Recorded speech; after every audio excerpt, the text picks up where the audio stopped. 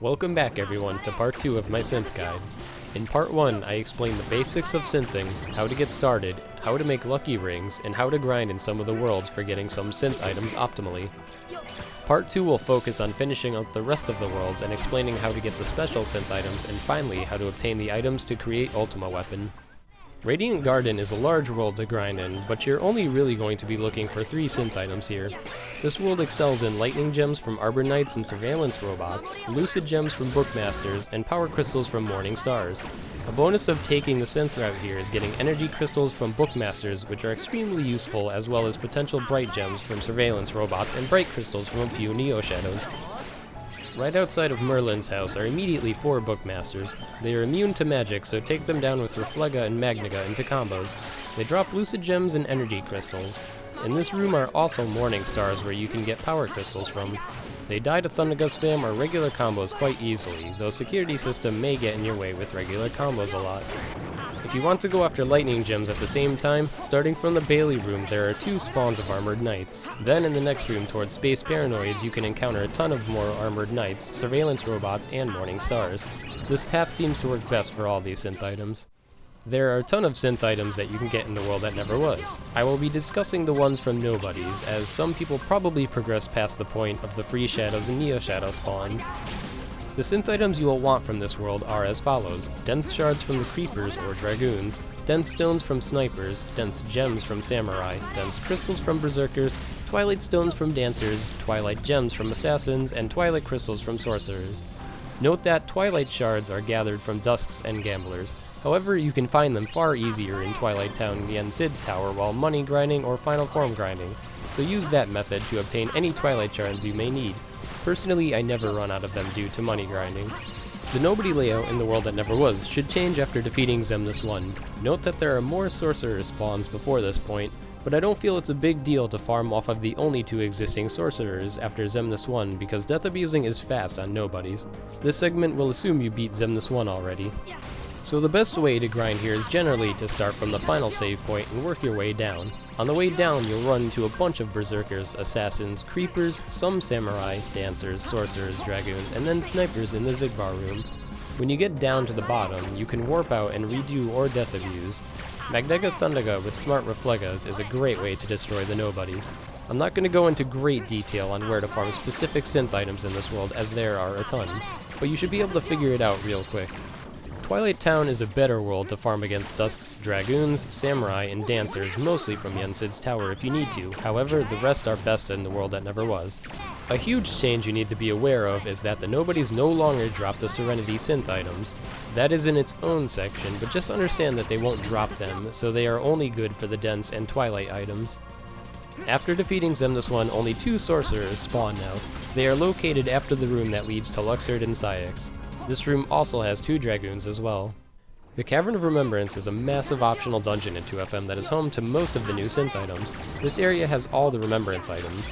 In 2FM, the Serenity items are now dropped by the core enemies instead of nobodies, so farm here for them if you do not want to get Serenity items from bulky vendors. Note that near the end of core are more nobodies, but they are not more optimal to farm off of due to their bigger HP bars and likely grouped with harder nobodies, even if the final wave of nobodies can have sorcerers in them. For actual synth grinding here, the first room is already an amazing place to get easy Remembrance shards and stones as well as Serenity shards and stones. It is not a good room to get Remembrance gems and Serenity gems from though. The enemies here are pretty brutal if you're level 1 or low level even, so be prepared with a ton of ethers and Magniga Thundaga spam with Reflegas here and there to take these enemies out rather quickly. For Remembrance gems and crystals, the conveyor belt room has most of these enemies, as well as if you wanted to farm Serenity gems. Note that in core you don't have to death abuse to respawn enemies for some reason, you can just re-enter the room, and doing so sometimes changes the enemies, which you can try to use to your benefit if you prefer a certain set over another. The Tranquil synth items are exclusively dropped from the Org mushrooms in 2FM. They drop them depending on how well you do. They are incredibly easy to farm if you pick the easiest mushrooms to just do repeatedly, especially because they respawn every time you re-enter the room. I prefer to usually do the Halloween Town mushroom or Radiant Garden one. The best part about farming these is they stack the items, so if you meet a mushroom's journal goal score, they will always drop a Tranquil shard through a crystal. On top of that, they drop drive recoveries super easily, so getting all of these items are incredibly easy now. Bright synth items are used in synthing to give your Moogle more EXP. There are also a few recipes that require them, such as the very important lucky rings. This guide already explained most of the ways to get these couple items, but it should still have its own category for the sake of being thorough. Note that bright items are not common drops. The drop percentages range from 3 to 4%. If you don't want to waste hours of grinding, I strongly suggest you watch part 1 of this synth guide to learn how to get lucky rings fast to greatly speed up bright farming should you need any. Bright shards are dropped from minute bombs, creeper plants, hook bats, rabid dogs, and soldiers. I prefer farming off of the minute bombs in the green room on the way to Hades room, as there are a ton of minute bombs.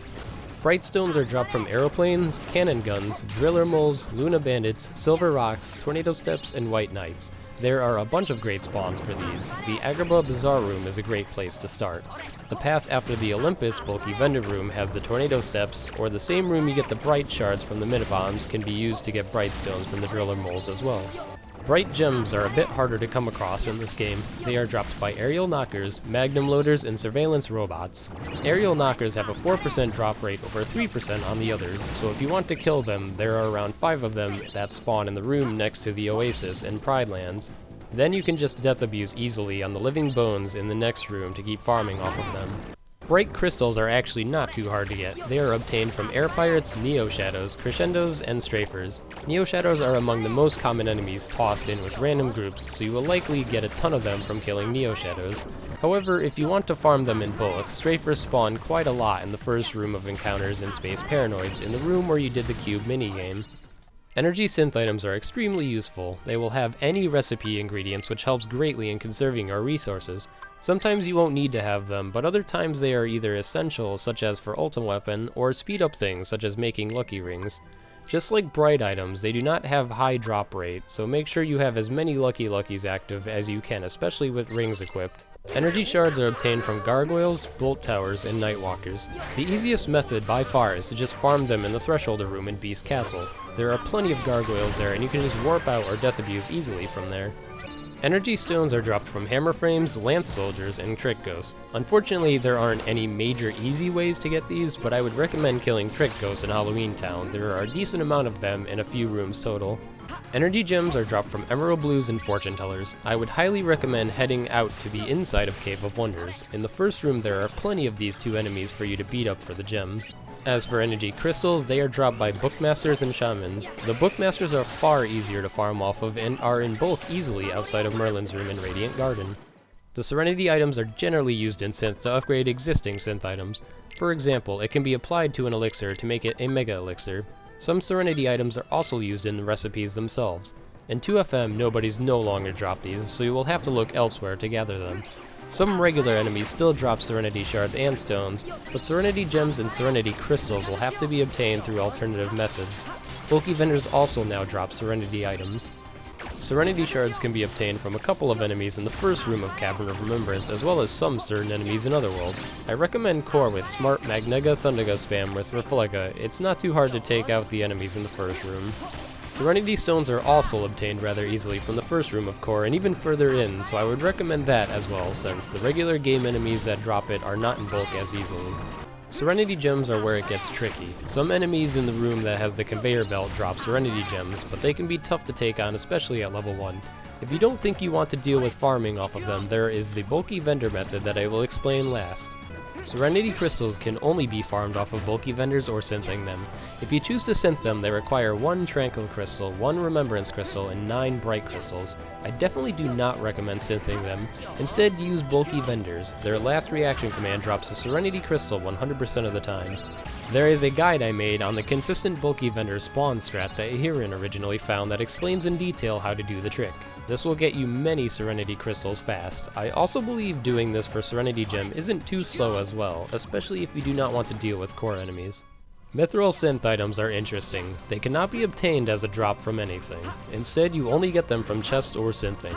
The game does a good job of giving you all the Mythril items you will likely need to synth one of everything if you grab all the chests in the game. However, if you need to make more, you will have to synth them. Mythril shards can be synthed once 20 type of materials are obtained. The recipe is 1 dense stone, 3 dense shards, 1 twilight stone, and 3 twilight shards. Using a Serenity shard creates a Mythril stone instead. The good news about Mythril shards and stones is that you can synth them with items you buy, except the Serenity shard if you're making a Mythril stone. Mythril gem recipe is obtained once you level up your Moogle to level 8. This recipe requires 1 dense crystal, 3 dense gems, 1 twilight crystal, and 3 twilight gems. Using a Serenity stone creates a Mythril crystal instead. Unfortunately, because you cannot buy crystals in a shop, this recipe isn't as easy to make as Mythril shards and stones, so it isn't a good idea to waste these.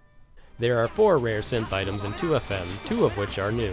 You have the Found Illusion, Lost Illusion, Orichalcum, and Orichalcum Plus. First up, Found Illusion is a new item that has 3 ways of obtaining it, from chest, synthing it, or defeating Terra/Lingering Will, as well as one of the puzzle rewards. Depending on your skill at the game will depend on how easy you can get this. For a quick video guide on how to attempt to farm off of Terra at low levels or level 1, check out my Terra farming guide. If you just can't take Terra out fast enough to get this item, you can synth it from the Serenity crystal recipe with 1 Tranquil crystal, 1 Remembrance crystal, 9 bright crystals, and 1 Serenity gem. If you think you can gather all these materials and probably an energy gem as well faster than beating Terra once, then that will be the way to go. Lost Illusion is the other new synth item dropped from the Absent Silhouette fights and their data versions as well.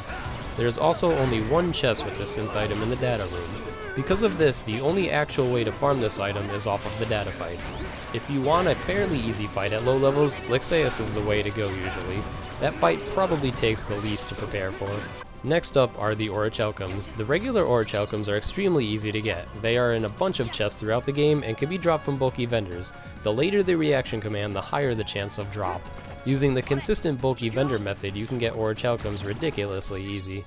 This brings us to our final segment of synthing. This will just quickly explain how to get Orichalcum pluses and how they get you Ultima Weapon. Orichalcum pluses are limited in the game and only 7 of them exist. Here is where they are located and how to get them in no specific order. Number 1, obtained from a Space Paranoids chest right before the MCP fight. Number 2, obtained from finishing the Starry Hill page in 100 Acre Woods. Number 3, obtained from completing the final Atlantica song.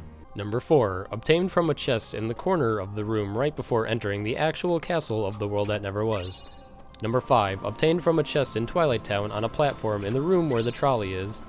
Number 6, completing the Goddess of Fate cup in Olympus, which requires beating Pain and Panic, Cerberus, and Titan cups beforehand to unlock Goddess of Fate cup. Number 7, final Orichalcum Plus is obtained from collecting 1 of every synth item and putting them into the synth shop. Now you will want to make sure you have the Ultima recipe. It is in a chest located in the basement of the Twilight Town mansion in the room right before where Sora awakened. The recipe for Ultima Weapon is the following: 13 Orichalcum pluses, 1 Orichalcum, 1 Mythril crystal, 1 dense crystal, 1 twilight crystal, and 7 Serenity crystals. I won't go over how to gather all these materials as they are in other parts of the video already. The 13 Orichalcum pluses are knocked down to 7 with an energy crystal, meaning Ultima Weapon is the only synth item in the entire game that actually requires an energy item. This concludes my 2-part synth guide. Hope you have enjoyed these synth guide videos and that they were actually helpful.